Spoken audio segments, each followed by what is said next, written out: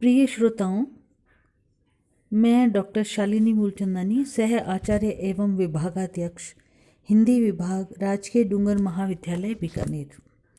आज हम BA part तृतीय के प्रथम प्रश्न पत्र के अंतर्गत आधुनिक काल में प्रगतिवाद और प्रयोगवाद के बारे में चर्चा करेंगे। उम्मीद है आप इसे पसंद करेंगे। हिंदी काव्य साहित्य का विकास, जिसे हम आधुनिक काल कहते हैं, वो प्रमुखतः 4 उपखंडों में बटा हुआ है। भारतेंदु युग 1850 ईस्वी से 1900 ईस्वी तक, द्विवेदी युग 1900 से 1920 ईस्वी तक, छायावादी युग 1920 से 1936 ईस्वी तक, प्रगतिवादी युग 1936 ईस्वी से 1943 ईस्वी तक, प्रयोगवाद या नवलेखन युग 1943 ईस्वी से अब तक। छायावादोत्तर या शुक्लोत्तर युग, जिसको हम प्रगतिवाद के नाम से काव्य के क्षेत्र में जानते हैं, 1936 से 1943 तक माना जाता है, जिसके प्रमुख कवि हैं रामधारी सिंह दिनकर। रामधारी सिंह दिनकर ने उर्वशी, कुरुक्षेत्र, हुंकार, परशुराम की प्रतीक्षा, अर्धनारीश्वर, संस्कृति के 4 अध्याय, सीपी और शंख और रसवंती नामक काव्य रचनाएं की हैं। रामधारी सिंह दिनकर का जन्म 23 सितंबर 1908 ईस्वी को बिहार के मुंगेर जिला में हुआ था। दिनकर जी के पिता का नाम श्री रवि सिंह था और दिनकर जी का देहावसान 24 अप्रैल 1978 ईस्वी में हुआ।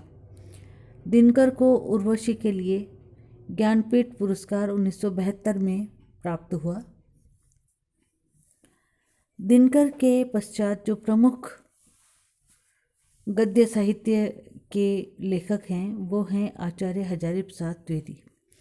आचार्य हजारी प्रसाद द्विवेदी के निबंध अशोक के फूल और कुटज नामक निबंध संग्रह में संकलित है। आपने बाणभट्ट की आत्मकथा, चारू चंद्रलेख और अनामदास का पोथा नामक 3 उपन्यास भी लिखे। आचार्य हजारी प्रसाद द्विवेदी का जन्म 19 अगस्त 1907 को उत्तर प्रदेश के बलिया नामक स्थान पर हुआ था। आपके पिता का नाम पंडित अनमोल द्विवेदी था और हजारी प्रसाद द्विवेदी जी की मृत्यु 19 मई 1979 में हुई। द्विवेदी जी को 1973 में साहित्य अकादमी पुरस्कार भी प्राप्त हुआ। डॉक्टर नगेंद्र शुक्लोत्तर युग के प्रमुख गद्यकार हैं। उन्होंने रस सिद्धांत, विचार और विवेचन नामक पुस्तक लिखी। अन्य नाम कमलेश्वर का है, जिन्होंने सारिका पत्रिका का संपादन किया। मन्नू भंडारी हैं, जिन्होंने आपका बंटी और महाभोज नामक प्रसिद्ध उपन्यास लिखे।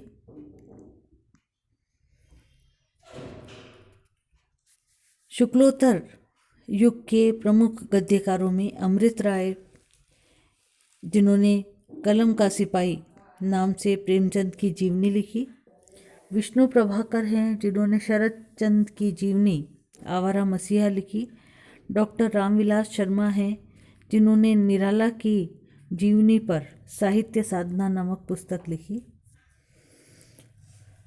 प्रयोगवाद और नई कविता का प्रवर्तन सच्चिदानंद हीरानंद वात्स्यायन अज्ञेय से माना जाता है। प्रयोगवाद और नई कविता 1943 से अब तक का समय उसका माना जाता है। अज्ञेय ने काव्य के रूप में कितनी नावों में कितनी बार रचना लिखी। शेखर एक जीवनी, अपने अपने अजनबी और नदी के द्वीप आपके प्रसिद्ध उपन्यास हैं। अज्ञेय का जन्म 7 मार्च 1911 को उत्तर प्रदेश के कसिया नामक स्थान पर हुआ। आपके पिता का नाम हीरानंद शास्त्री था। अज्ञेय का देहावसान 4 अप्रैल 1987 में हुआ। 1964 में अज्ञेय को साहित्य अकादमी पुरस्कार प्राप्त हुआ। नवलेखन काल के प्रमुख लेखक गद्यकार मोहन राकेश हैं। आषाढ़ का एक दिन, लहरों के राजहंस और आधे अधूरे आपके प्रसिद्ध नाटक हैं। मोहन राकेश का जन्म 1925 में पंजाब के अमृतसर नामक स्थान पर हुआ। आपके पिता का नाम श्री करमचंद गांगुली था और आपका देहावसान 1972 ईस्वी में हुआ।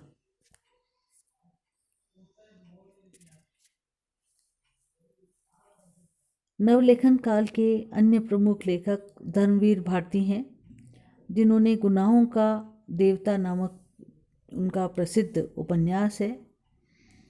सूरज का सातवां घोड़ा, धर्मयुग और अंधा युग आपकी प्रसिद्ध काव्य कृतियाँ हैं।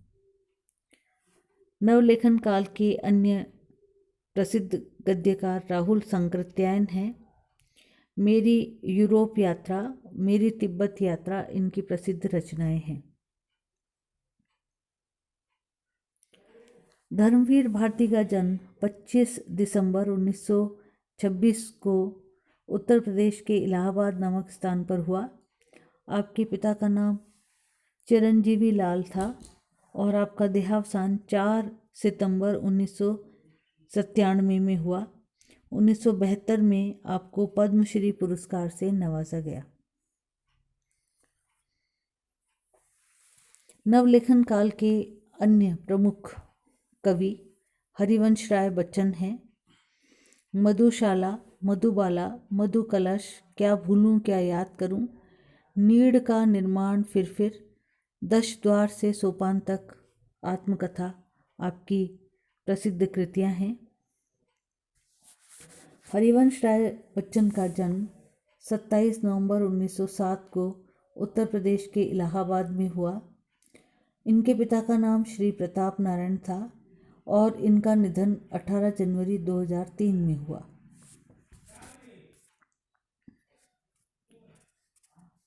नई कविता के अन्य लेखक तस्लीमा नसरीन, जिनकी प्रसिद्ध रचना लज्जा है। मुल्कराज आनंद, जिन्होंने कूली नामक रचना लिखी। कृष्णा सोबती की ए लड़की और कमलेश्वर की प्रमुख गद्य रचना दिल्ली में एक मौत प्रसिद्ध है। धन्यवाद मित्रों। आशा है आपको मेरा ये वीडियो पसंद आया होगा।